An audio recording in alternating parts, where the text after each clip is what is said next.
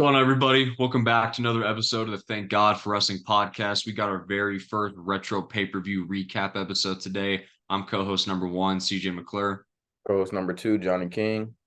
And today we're going on the Blast in the Past and No Way Out 2001. So let's just get right into it.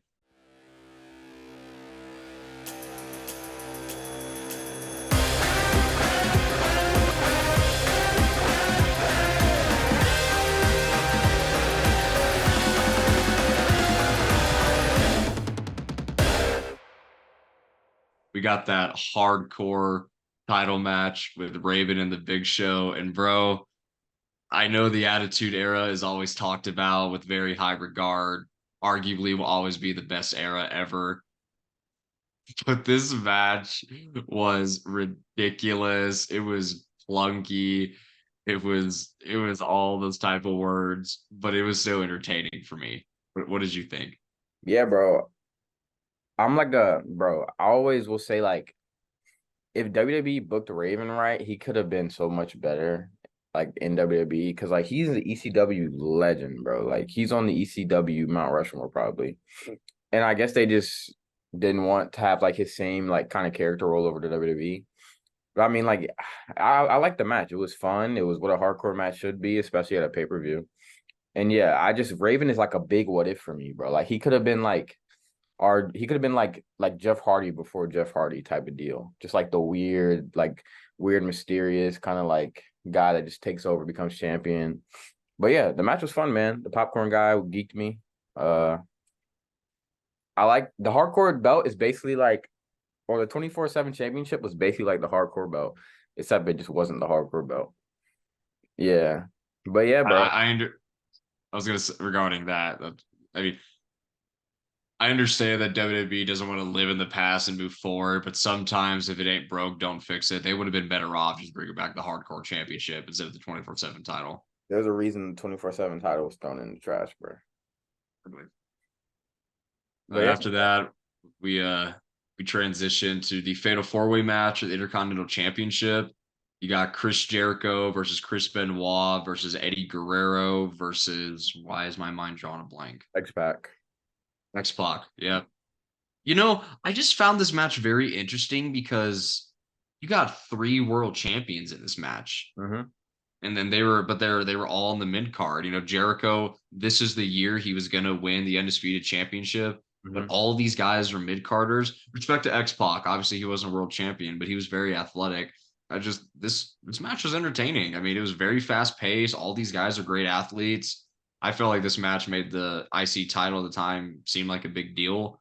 I love the pace of it. I had no complaints about this match. Bro, this match just goes to show how stacked the roster was at the time, bro.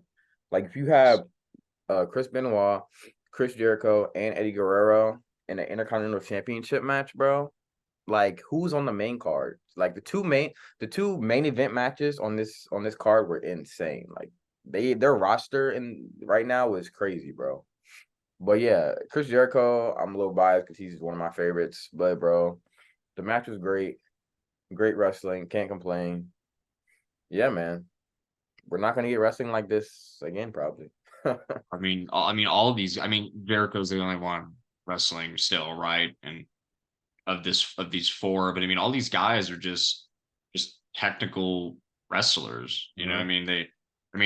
They were a little beefy. Eddie was a chunk. He was 5'8", 240 in his prime, but they were all just took pride in putting on a good match. They were wrestlers. They were not sports entertainers. Mhm. And they were fighting for the workhorse title because they were all workhorses.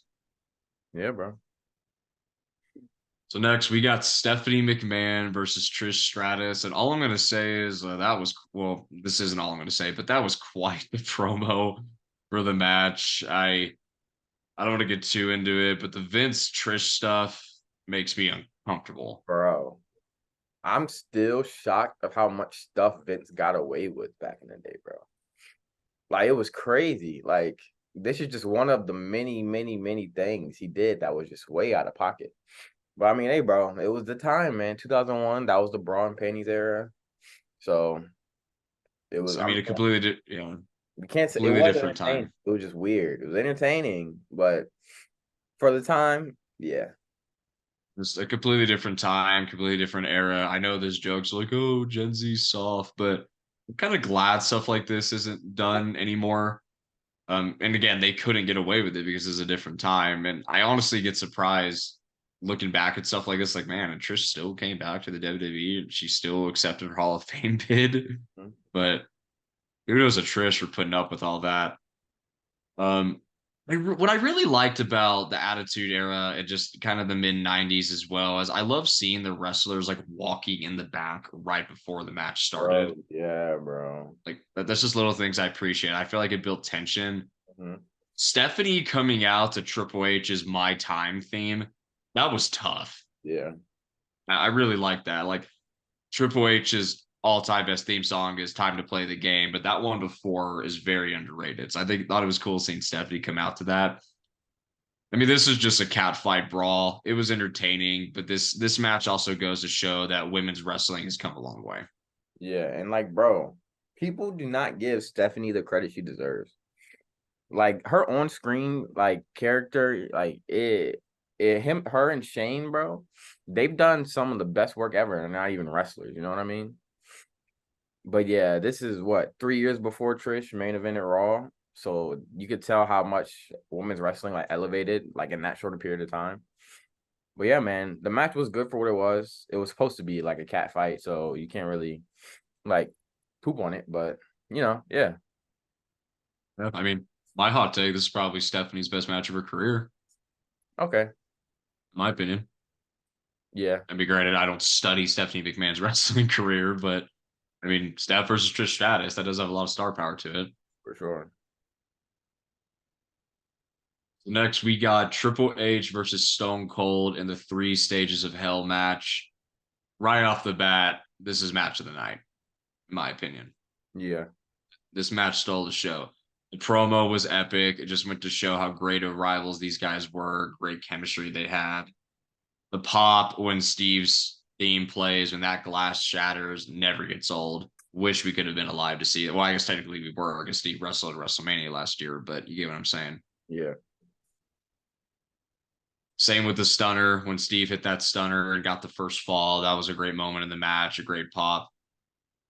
Triple H barely hit that table. Did you see that spot on the mm-hmm. announcer table? Mm-hmm. Barely hit that. That made me wince a little bit.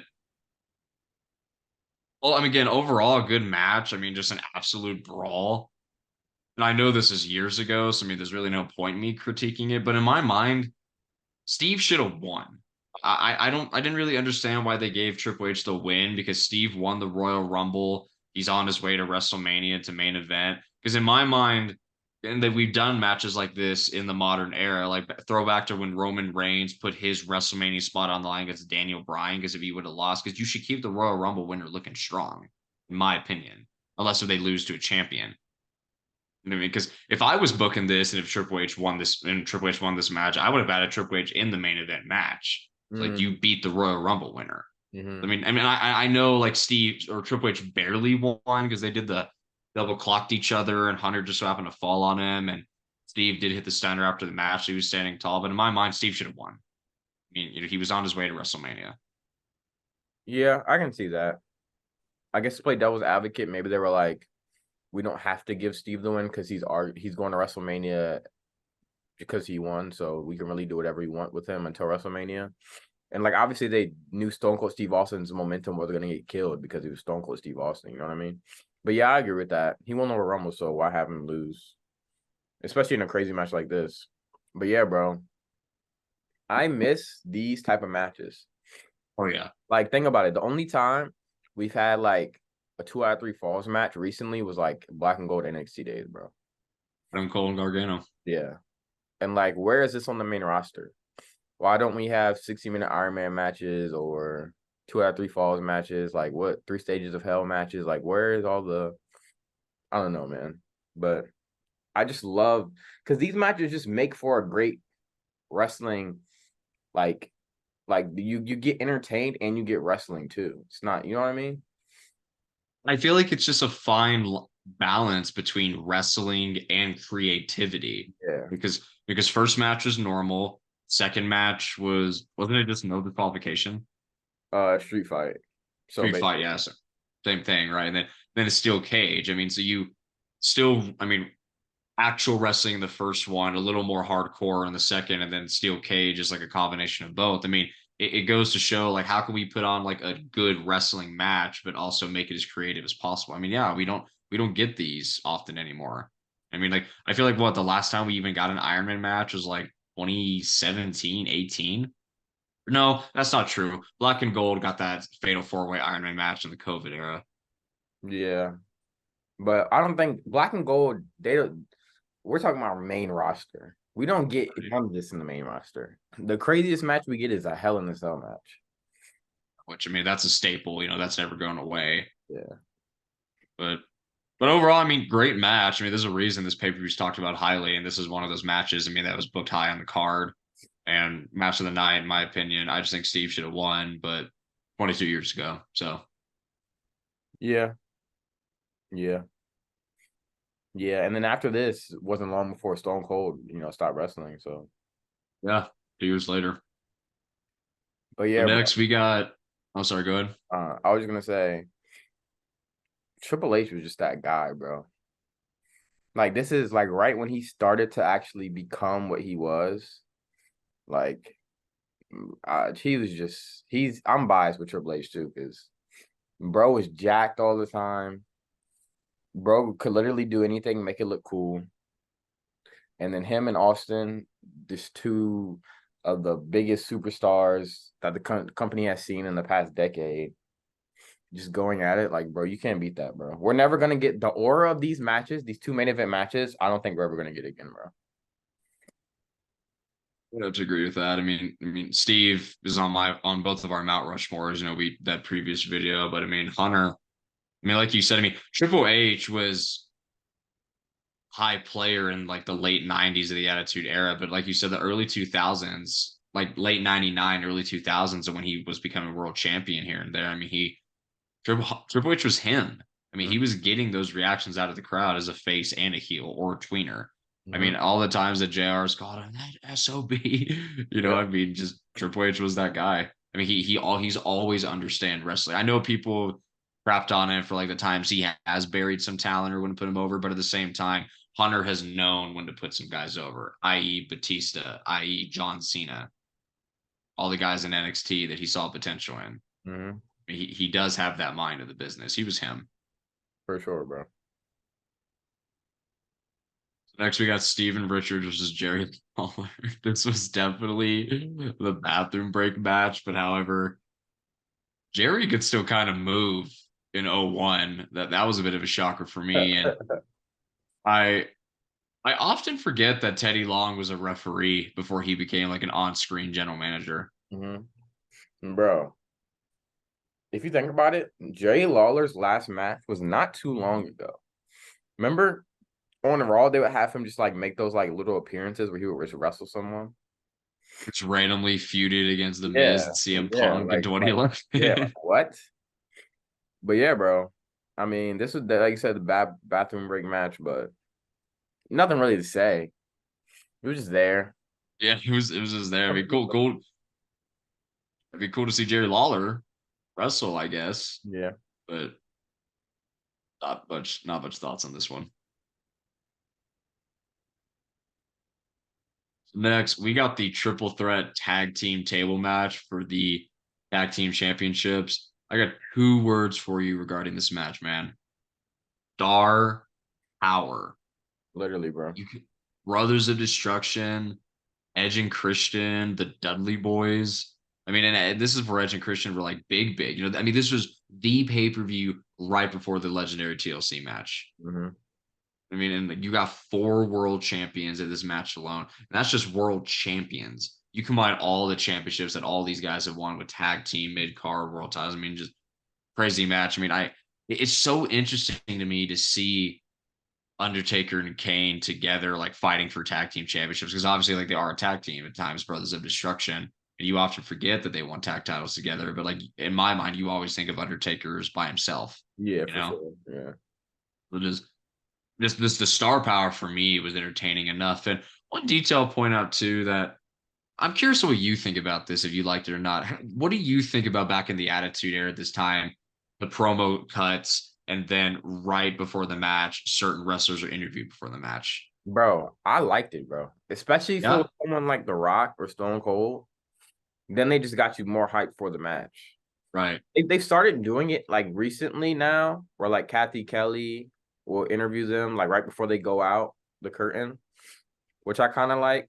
But yeah, I mean, I don't mind it. Like it, but like I mentioned before, I like it. I like them just walking in the back, and then Hmm. their music hits more. Like just to me, that adds a little more hype. I can't really. Someone please correct me if I'm wrong on this. I can't think of another time that they did that in the modern era, except for Dean Ambrose versus Triple H at Roadblock on like it was like a pay per view, but it wasn't. It was only on the network, but kind of a live event when he faced Triple H for the WWE Championship, and Triple H came out first, and you just see Dean just walking, no interview, just walking. Everybody cheers, and right before he turns into Gorillas when his music hits. And to me, like, I don't know why it's just hype. I Yeah. love that. From like what you just said about the interviews, it just raises the tension. Hmm. I mean, Dudley, even the no, Samoa no, no. Joe from NXT, like where he's walking with the security guards and he pushes them down. But yeah, yeah, I do like that. They should honestly do both, bro. Like interview the baby face before the match, or interview the heel before the match, and have the baby face, or the vice versa. Like show them walking. So the walking, and it's also the sound they play when they lower Hell in a Cell Elimination Chamber to Yeah, steel cage. yeah, Dun dun dun dun yeah, dun dun dun dun. I mean, I love that sound. yeah. There's so much energy and tension to it. But yeah, Dudley's got the win. I mean, obviously, as expected, they're going to defend the titles at WrestleMania. Rikishi and Haku interfered on the Brothers of Destruction. I mean, just again, just entertaining. Yeah, That's, apparently that's the all it Dudleys was. just signed legend deals with WWE. I saw that. Yeah, Very curious to see what happens to that because they can honestly still wrestle. I mean, you bro. mentioned it for Because on the Bully like, Ray, yeah, he's Bubba's still been going, wrestling back in bro. Impact. Yeah. Yeah, see what happens there, but entertaining. Now we got the main event: The Rock versus Kurt Angle for the WWE Championship.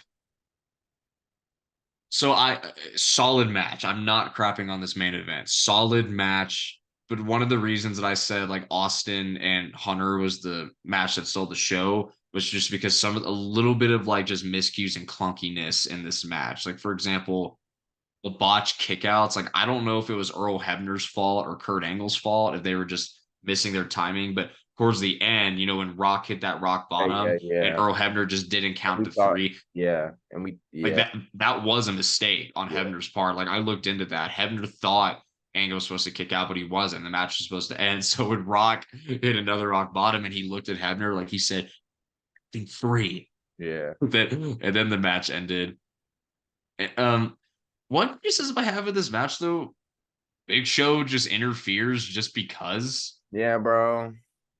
I'm gonna be honest. I've never been a Big Show fan. Like, I know we have to have just like a giant, like on the roster, but I feel like they never really like they would just always he would just never be in the best spots like regarding feuds. Like they try to raise him. Like I think his best work was like towards the tail end of his career in WWE, like in like 2009, 2010, like in 11, like especially him in the Mark Henry feud. But yeah, I just didn't see the need for Big Show to interfere in this. I'm gonna be honest, bro. I mean, there was no reason. If it was the year before in 2000, I could see it because he was mad that about the Royal Rumble controversy with him and The Rock.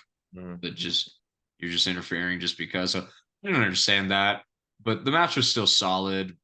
It's amazing how over everyone was at this time. I mean, Great. I it's just a different era. I mean, like just the Attitude Era was all about characters and storytelling versus I like to call it the athletic generation from like 2015 to 16 to now because they are much more athletic in comparison to the Attitude Era. Not that they weren't, it's just more athletic now, but just everyone was over faces and heels or tweeners. Everybody was getting reactions. I mean, just it was quite the time to be alive. But Rock won, dethrones Kurt Angle. We know what happened next, defending against Austin at WrestleMania, and Austin turned heel, which some people found questionable, but I definitely see why this pay-per-view is held in high regard. Yeah, bro. Bro, like I've always been a fan of Kurt. And like as I've gotten older, I've learned to appreciate him more and more. Like, bro. But like after watching that, I'm telling you, bro, after watching the doc, bro, he's on my Mount Rushmore now, bro. I would go to say he might be the best technical wrestler of all time, bro. I think you can make the argument for that, dog. I think you can too. I mean, Cause like bro just never got tired, bro. He didn't know what exhaust was, bro. Like he didn't know he just never lost endurance. He could go for however long you wanted him to go. It was just crazy, bro. And he never had. I Kurt, don't think he ever had a bad match, bro. You know what I mean? Kurt could put on a good match with anybody. Yeah. That's what him and Shawn Michaels had in common. We we obviously mentioned we're going to come back and do some dream matches on this show. We really like that prompt. You know, I do my best and not make my dream matches repetitive. But if there's two people I have in my dream matches the most, it's Kurt Angle and Bret Hart. Mm-hmm. I mean, Kurt is. I mean, to go from the Olympics and win a gold medal and come into that industry and just to adapt so quickly and not just put on good matches, but have a good character, to be funny, to get over with the crowd. Yeah. I mean, maybe after I watch the documentary and quick announcement to everybody, we will be do episode recapping that documentary. But maybe like you out on my Mount Rushmore. But I mean, I've always had a lot of respect for Kurt. You know, I'm Yeah, excited to watch this doc. for sure. But yeah, I think that's all the thoughts I have on our first ever retro pay per view recap. Look forward to doing this one again, unless you have any more thoughts, Johnny. I think that's it, bro. 2001, before either of us were born. So, oh God, jeez, yeah, before either of us were born. So what? How old is it? 20, 22 years old now. Yeah, man, it was a good one. Yeah, this just goes to show how this pay per view shows how stacked WWE was, bro, at the time. Like Rock, Austin, Triple H, Kurt, Chris Jericho, Eddie Guerrero, all in the same roster at once, bro. Like, come on, bro. Undertaker, like, we're never gonna get that again. This pay per view also goes to show why WWE won the Monday Night Wars. Yeah, yeah. WCW never had a chance, bro. Well, they did briefly. Let's not ignore history. I They they mean, they yeah, a they little were bit. winning in the ratings. They were winning in the ratings. They made WWE change and adapt. Yeah, but just like every other company that has tried to come, none of them never can last, bro. You know what I mean? WCW came the closest, but yes, I hear what you're saying. Like, bro, I wish I could fast forward like 10 years and see if AEW is even still a thing. Because I don't know, man. I just don't think Agree. anyone will ever reach WWE status, bro. The longevity of WWE, it will forever be unmatched, in my opinion. Said this before on here, and I'll say it again. When WWE tries, they're the best. Yeah. But yeah, thank you guys for joining us for our first ever retro recap. We will do this again in a month when WWE does not have the pay per view. So I'm thinking December is probably when we'll do this again because I don't think they have any pay per views lined up. If you guys have any ideas of some retro pay per views you want us to do, please comment below or DM us on Instagram or comment. We love to expand our horizons. It's not just limited to WWE. We can do WCW and ECW as well. Yeah, man, for sure. I would love to do some ECW ones, as a matter of fact. Yeah. Absolutely. Yeah, thank you guys for watching. We hope to see you in the next future videos we have coming out this week. Appreciate you guys watching. We'll see you in the next one. I'm CJ McClure. Thank God for wrestling. Yep. I'm Johnny King, bro. We'll see you on the next one.